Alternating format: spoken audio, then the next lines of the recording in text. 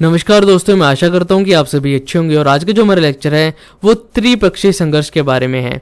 देखिए, त्रिपक्षीय संघर्ष जो था वो कनौज को लेकर हुआ था। मैंने पिछले लेक्चर में आपको बताया था कि हर्षवर्धन के काल में कनौज को उसने अपनी राजधानी बना दी थी और उसकी मृत्यु के बाद ये संघर्ष शुरू होता है।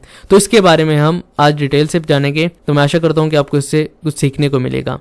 देखिए, कितनी अच्छी बात लिखी गई है कि हम तब तक नहीं हारते जब तक हम कोशिश करना नहीं छोड़ते। देखिए, अगर आपने कोई लक्ष्य निर्धारित किया है कि मैं इस लक्ष्य को प्राप्त करूंगा, तो यार आपके जो रास्ते में कई सारे आपको फेलियर देखने को मिलेंगे। आपको प्रॉब्लम आएगी जो आपको ये कहेगी कि यार छोड़ देते हैं, अब मेरे से नहीं होगा, मैं कोई और काम कर लेता हूँ। पर यार अगर आपने ये छोड़ दिया, अगर आपने कोशिश नहीं की, तो कभी भी आप उस लक्ष्य को कभी भी प्राप्त नहीं कर पाओगे। अगर आप हार गए, मान लीजिए आप हार गए, आपने एक बार अटेम्प्ट दिया किसी भी एग्जाम का, आप हार गए, आप फेल हो गए। अगर आपने दूसरी बार कोशिश नहीं की तो आपको उसके बारे में पता ही नहीं चल पाएगा, आप कभी भी नहीं जीत पाएंगे। पर अगर आपने दूसरी बार अगर कोशिश की तो आप पहले वाले से बेहतर होंगे, क्योंकि अब शुरुआत जीरो से नहीं होगी। पहले आपको एक्सपीरियंस है कि इस तरीके से यहाँ पे क्वेश्चन पूछे जाते हैं, इस तरीके से एग्जाम होता है। अब आपको सब कुछ पता है, अब आपने फिर से कोशिश करनी है और इस बार देखना स्कोर आपका अच्छा होगा। ऐसे करते करते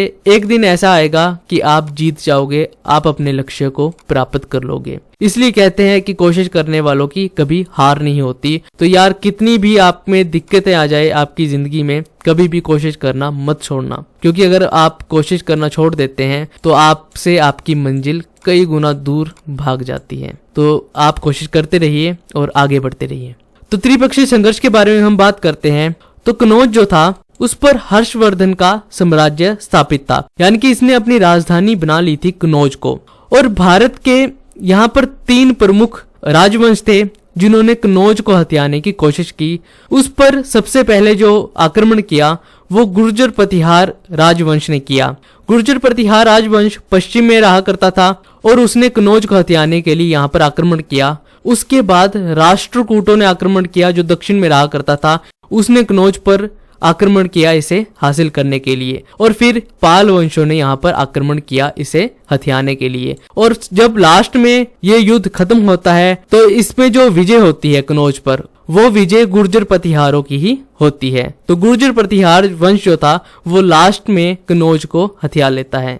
तो आप यहाँ पे देख सकते हैं कि ये गुर्जर प्रतिहार है, ये इनका पूरा इलाका है और ये राष्ट्रकूट है जो दक्कन में रहा करते थे। यहाँ पर चालुक्य वंश रहा करते थे, उनको हराकर राष्ट्रकूटों ने यहाँ पर कब्जा कर लिया और ये यहाँ पर रहने लगे। उसके बाद पाल वंश जो है वो पूर्व में रहा करते थे यहाँ पर, और कनौज जो है वो यहाँ पर था। तो इन राजवंशों ने बारी बारी कर कनौज पर हमला कर दिया। त्रिपक्षीय संघर्ष जो था ये संघर्ष 2 सदियों तक चला, यानी कि 200 वर्ष तक ये युद्ध चला था। इतने लंबे समय तक युद्ध चलने की वजह से इन 3 राजवंशों को इसने काफी कमजोर कर दिया। और इस कमजोरी का फायदा जो उठाया वो बाहर के आक्रमणकारियों ने उठाया भारत को हथियाने के लिए। इस युद्ध से देश की राजनीतिक एकता जो थी वो विघटन हो गई, यानी कि टूट गई। अब क्या हुआ कि बाहर के आक्रमणकारियों को ये पता चल गया कि अब जो है ये राजवंश टूट गए हैं, ये कमजोर हो गए हैं, यानी कि भारत को हथियाने का उन्होंने फैसला कर लिया। देखिए, कनौज जो था क्यों महत्वपूर्ण था। कनौज से गंगा नदी बहती थी और ये व्यापार मार्ग के लिए काफी अच्छा था। ये गंगा नदी जो थी यहाँ के आसपास की भूमि काफी उपजाऊ हुआ करती थी और यहाँ पे फसल भी काफी अच्छा हुआ करती थी। और ये व्यापार करने के लिए भी काफी अच्छी थी, क्योंकि नदी से व्यापार होता था और एक स्थान से दूसरे स्थान पर ये सामान को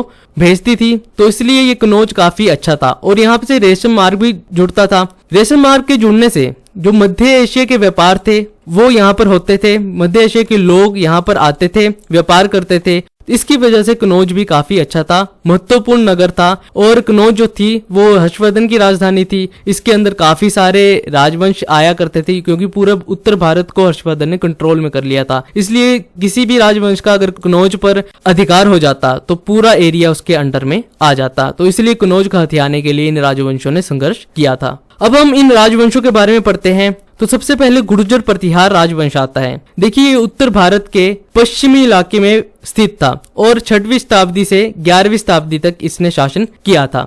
इस वंश का प्रारंभिक शासक था हरिश्चंद्र और वास्तविक संस्थापक था नागभट्ट प्रथम।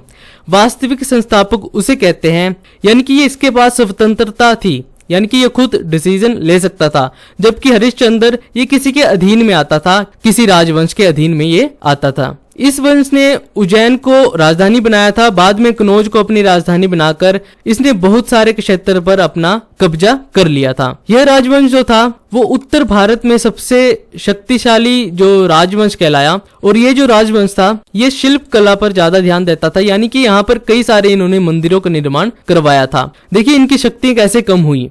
देखिए इस राजवंश के आपसी संघर्ष में, यानी कि कौन राजा बनेगा, इसके संघर्ष में ही ये राजवंश कमजोर हो गया। आपसी जो संघर्ष था उसने ही इस राजवंश को कमजोर कर दिया, और इस राजवंश का अंतिम राजा था यशपाल, और जब इसकी मृत्यु हुई तो ये राजवंश समाप्त हो गया, और राष्ट्रकूट जो थे उन्होंने भी इस राजवंश को काफी कमजोर कर दिया था। ये राजवंश यहाँ पर रहा करता था, आप यहाँ पे देख सकते हैं। दूसरा राजवंश आता है राष्ट्रकूट राजवंश। देखिए 6वीं से 13वीं शताब्दी तक इसका शासन रहा, और ये दक्षिण का राजवंश था जो मध्य प्रदेश राज्य में स्थित था, यानी कि इसका जो एरिया आता था वो ये वाला एरिया था। यहाँ पर चालुक्य वंश पहले रहा करते थे, उसके बाद राष्ट्रकूटों ने चालुक्य को हराया और इस इलाके पर अपना शासन कर लिया। इस राजवंश के शासक जो थे वो हिंदू धर्म को मानते थे, और बाद में इन्होंने जैन धर्म को भी अपना लिया था। राष्ट्रकूट शासक जो थे वो सबसे पहले दंती दुर्ग था,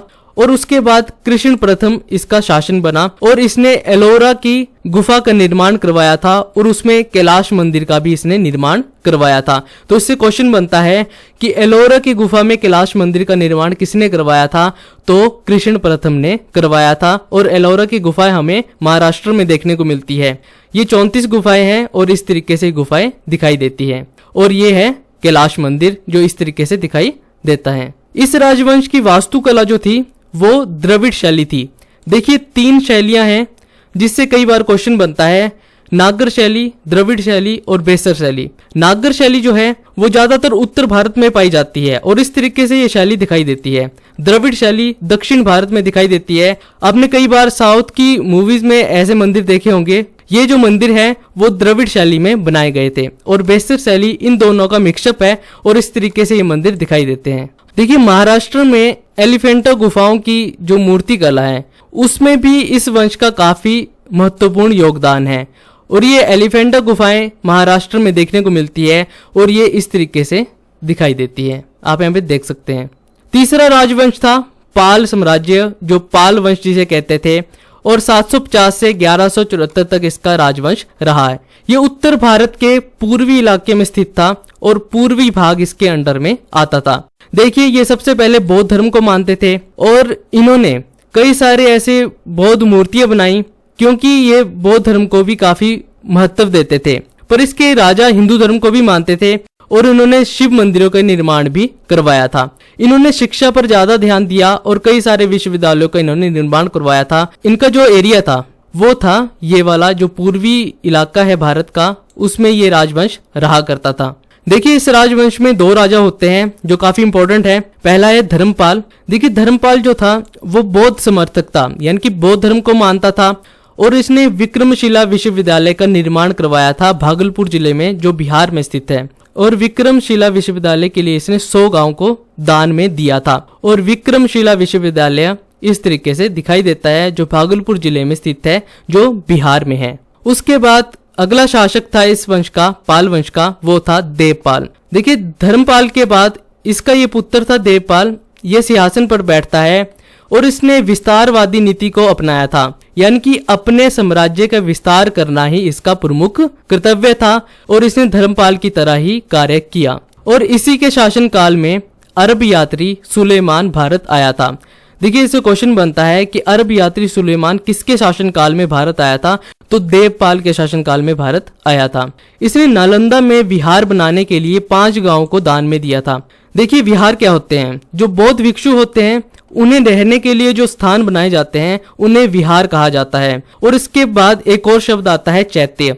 देखिए चैत्य वो होते हैं जो पूजा गृह होते हैं, जहां पर पूजा की जाती है, उस स्थान को चैत्य कहा जाता है, और विहार वो होते हैं जहां पर भिक्षु रहते हैं। तो इसमें आप डिफरेंस को देखिए, क्योंकि कई बार इससे पूछा जाता है। और नालंदा विश्वविद्यालय बिहार में स्थित है और ये इस तरीके से दिखाई देता है। तो ये था आज के लेक्चर जिसमें हमने त्रिपक्षीय संघर्ष के बारे में जाना, जिसमें गुर्जर प्रतिहार, राष्ट्रकूट और पाल वंश शामिल थे। देखिए ये हिस्ट्री का ऐसा टॉपिक है जहां से ज्यादा क्वेश्चन नहीं बनते। जो भी इंपॉर्टेंट पॉइंट है वो मैंने आपको यहाँ पर बता दिए और ज्यादा इसके बारे में आपको पढ़ने की जरूरत नहीं है, क्योंकि आगे और भी राजवंश आएंगे, जैसे दक्षिण भारत के राजवंश चेर, चालुक्य, पांड्य, तो ऐसे सारे राजवंश आएंगे जिनके बारे में क्वेश्चन बनते हैं। तो हमारा जो अगला लेक्चर होगा वो दक्षिण भारत के राजवंशों के बारे में होगा।